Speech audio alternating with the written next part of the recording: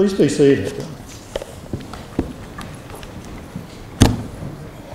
It's almost over, right? Last unit, Monday.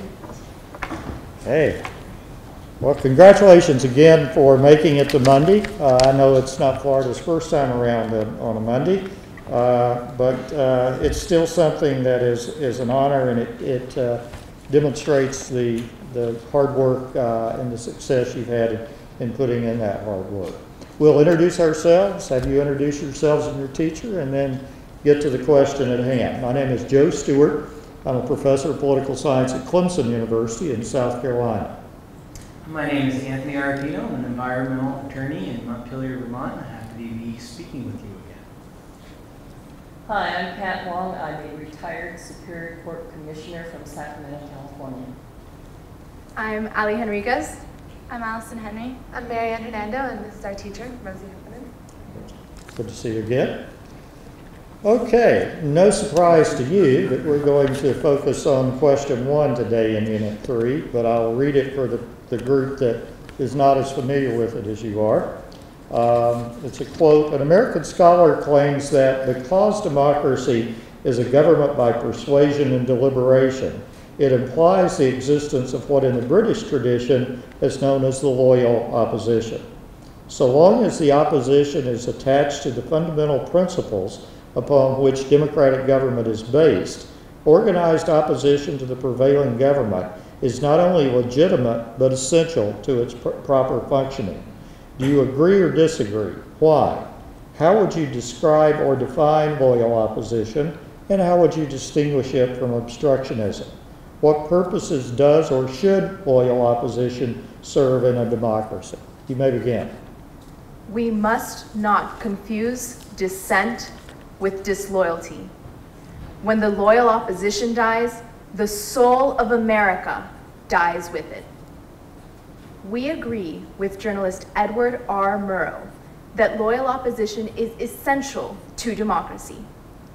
Although he made this statement during a period of paranoia, it nonetheless confirms that loyal opposition is the essence of fundamental principles such as popular sovereignty and consent of the governed.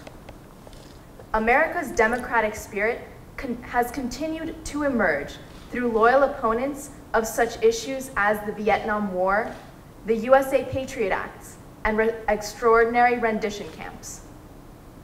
Through deliberation and persuasion, representatives personify the soul of loyal opposition by challenging majority views through legitimate procedures and providing alternative courses of action to ensure that legislation is molded to meet the needs of a diverse and democratic electorate.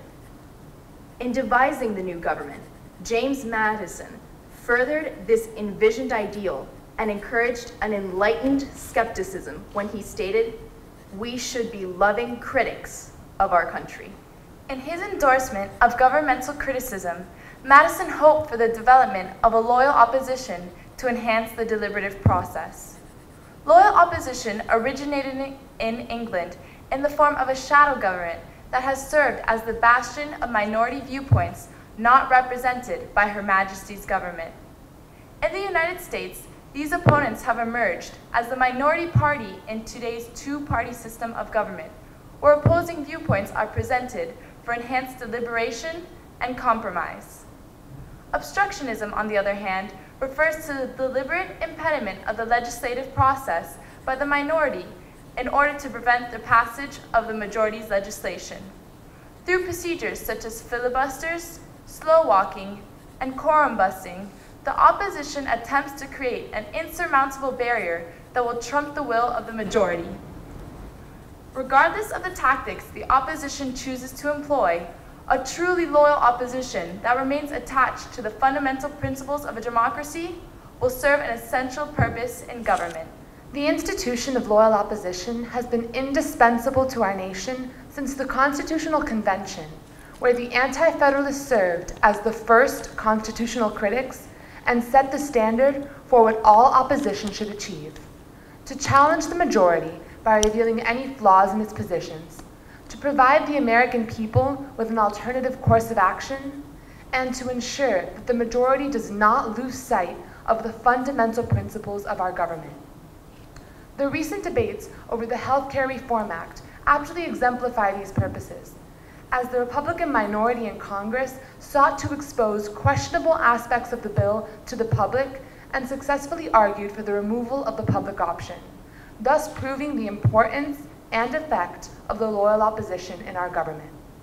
However, recent accusations that Congress has become a purely partisan body has sparked criticism that it has been losing sight of the fundamental principles that our nation is based on, and that the loyal opposition is no longer fulfilling its original purpose. This has been criticized by citizens and representatives alike, such as Senator Evan Bayh when he stated, "I love working for the people of Indiana. I love helping our citizens make the most of their lives, but I do not love Congress." Thank you. Let me make sure I've got a clear sense of your argument here. As I understood your initial presentation on the idea of a loyal opposition, it seemed to me to be fairly broad, and yet when we get down to talking about obstructionism, you define it solely in terms of the legislative process. Which is the proper, what scope are you saying that we're dealing with here? Are both of these operating solely within the legislative process, largely within the legislative process, or something that could span more broadly than the legislative process? Loyal opposition does not only have to take place in the legislative process. The loyal opposition could be in the legislative process or could be citizens proclaiming their discontent with the government. But obstructionism is in the legislative process when they're trying to stop legislation from being passed.